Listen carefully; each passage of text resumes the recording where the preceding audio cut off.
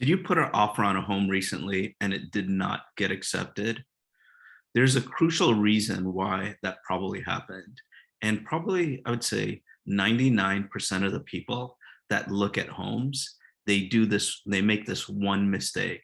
I'm going to share with you today how to do a better job of putting in an offer. I'm also going to share with you many things that you can do to get your offer accepted.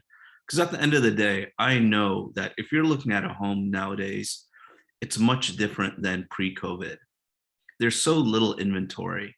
And basically, this is what most people do. They spend a few hours, so they have their notifications set up on their phone, or they're getting emailed properties that are similar to the ones their dream home or the home that they want. So they'll probably pick a certain amount of bedrooms, baths, probably square footage of a home, and maybe multiple different neighborhoods. Some people with good schools, some people with a certain view, whatever it is, you pick the criteria. Then daily you're getting notifications. You're probably spending hours upon hours each day doing this, or at least per week. The people that are super motivated to buy something are spending a great deal of every day doing this. So what happens is you look at tons of properties, you finally find a few that you set up that you want to see. Your agent tries to get showings for these properties. A lot of them are sold prior to you looking at them. And then what happens is you see the home, you find a home, and then after that, the first thing is you have to find the home that you like. And after you do that, then most people decide what they should pay for it. So what happens is at that time, a lot of people, this is the mistake, they will they'll look at previous sales in that neighborhood or comps to the property they're looking at. So comp means like comparison properties that sold in that neighborhood or in that area or a building or whatever it is. But they look at properties that sold recently in that area. That's a huge, huge mistake because on average, depending on your neighborhood, whether it's California, Miami, New York, New Jersey, or wherever it is, each market is a little bit different than other markets. And, in Miami, when someone asks me how the market is in Miami, it depends. It depends on the area. It depends on the price range. Is it a single family home? Is it a condo? Is it, what is it? Because if someone just gives you a broad answer of how the market is, they probably don't really know the market that well. So what happens is typically when someone looks at a home and they put in an offer, they don't close like tomorrow. There's usually on average, I'm saying across the nation, average number because, we're fortunate that people all over the country and all over the world look at our videos. But on average, I would say when someone puts in an offer and it's accepted, it takes about 30 to 45 days before that sale closes.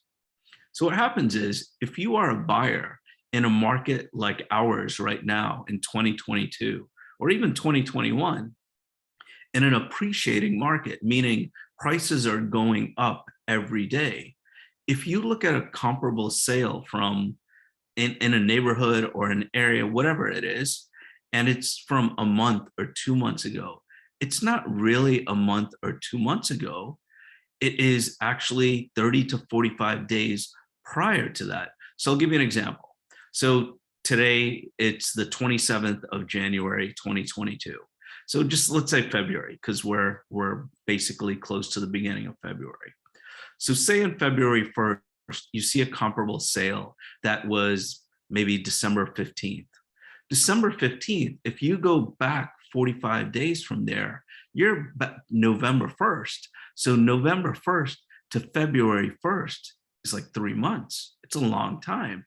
And in an appreciating market where things are changing daily, if not daily, weekly, and prices are going up, and if you've been in this market for a while and you've been trying to buy a property for a while, I guarantee you, if you look at 3 months ago compared to today, it is much busier today than it was 3 months ago. So if you're putting in an offer and you're looking at sale, a property that was an offer was accepted 3 months ago, of course you're going to lose because values have gone up since then.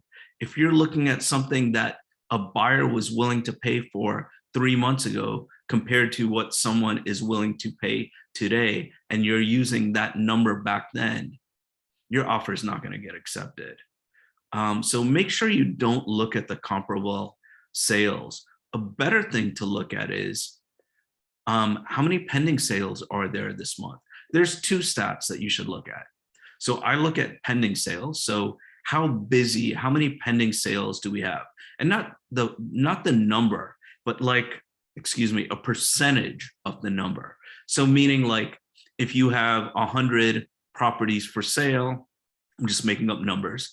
Say you have 100 properties for sale and 20 of them went pending that month, 20% of your properties went pending.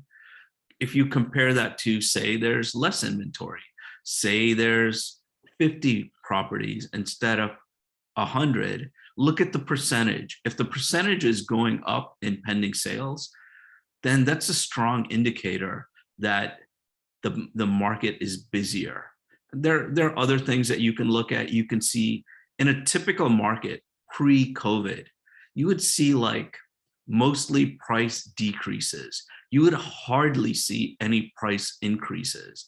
But nowadays, at least in Miami, if I look at Miami-Dade County, again, this is too broad, but just to make a point, if you look at the amount of properties that have price increases versus the amount of properties that have price decreases, they're pretty close. There are more properties with price decreases, but there are so many that have price increases. And in a normal market, you see very, very few of those. And when I say that, and if you're thinking like, oh, there are price decreases, so the market's not that great, that's not the case. Whenever you have a market where things are appreciating, you're going to start to hear more and more stuff on the news, online, and stuff like that, because pretty much everyone in the US knows that there's tight inventory and that prices are going up. So what happens is there are people that don't really want to sell. They're not that motivated, but if they get this really, really crazy offer on their property, they'll sell it. So you get, definitely a percentage of the people that are selling are doing that. So you're definitely going to have price decreases. But when you have a lot of price increases, that means that you're getting so much activity. Typically, this isn't 100% of the case, but it's a good percentage of the cases where you have such strong inventory, the seller feels like, whoa, I may have priced it too low. And there are different strategies with that. And I'm not going to get into that in this case, but those are a couple of things that you should look at. I'm going to share my screen a sec because I did some other videos last year that you should definitely look at. So if you're looking at this video on YouTube, and when I say that, you're like, obviously I'm on your YouTube channel and I'm watching your video. We also share this information on our podcast, sometimes on Instagram, on LinkedIn, on Facebook, so on our website. So when you hear this or see this, it doesn't necessarily mean it's just on YouTube. So anyways, if you're listening to this on our podcast or not on our YouTube channel, make sure to check out our YouTube channel. It's just my name, Amit Bhuta. You can just Google Amit Bhuta and then Google, put YouTube, and then you'll find our YouTube page. Pretty basic. Basically, I'm giving you information that I shouldn't be, because it's obvious that you know that. But anyways, if you go to our channel, you check out our videos. I wrote how to buy a home in Miami in 2021 and the best way to price your home in 2021. Both of these are must-watch videos. If you don't want to put in 20 or 25 offers or 5 or 10 offers to get your offer accepted, or you feel like you're leaving money on the table when you're selling your property, it is imperative that you watch these 2 videos. I don't have great graphics or anything like that, but the content, I think, is more important than like having a bunch of editing to make our videos look great. And we obviously do some of those with our videos, but that's more for entertainment. rather than to give you the most current information. And so like in this video, it's, they're long videos. That's a 30-minute video. And this is a 20-minute. The buying one is a 30-minute video, and the selling one is a 20-minute video. I pretend like you're there in front of me, and I'm giving you this information, because I look at it this way. A lot of people look at the time on YouTube videos, and that's okay. But if I have a customer in front of me, depending on the customer, and they're going to spend a lot of money, say $1 million, 2 million, or even 200,000, whatever the number is, I guarantee you they would rather me spend an extra 10 or 20 or 30 minutes to share with them all the information that could save them the most money or get them the most money for their home, than for me to look at an algorithm to make sure I have the right time on the video. So make sure to check out these videos. I'll have links in the description of the video. And I never forget how much time you guys spend during the journey of buying or selling a home. So please make sure to check out those 2 videos and listen. Please listen to this video. Don't be looking at comps to figure out what to pay, unless you can look at the comps, but a better way to do it is, if you're looking at a property that's sold for whatever the number is, and you know that every month property values are going up, I don't know, 3%, 5%, whatever it is in your neighborhood, add that to your comp. And then most people are going to be missing out on offers. And you want to make sure, if you really like a property, you don't let that hurt you by just looking at the comp.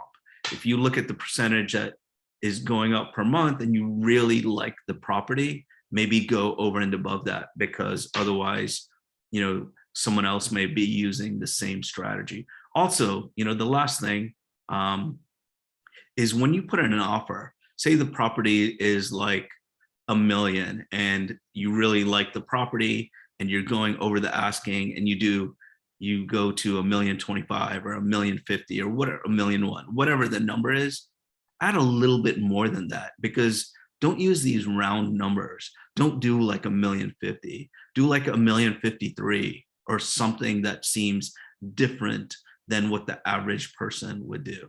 Anyways, that's all I have for today.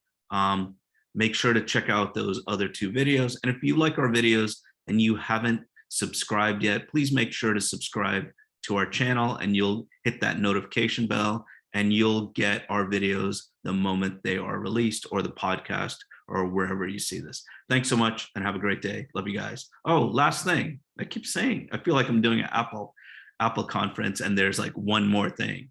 The last thing is, for those of you that are following my hair transplant journey, I am 6 months, just maybe 2 weeks under 6 months into my journey. And for those of you that don't know about hair transplants as much as I do, and I spent hundreds of hours like researching it.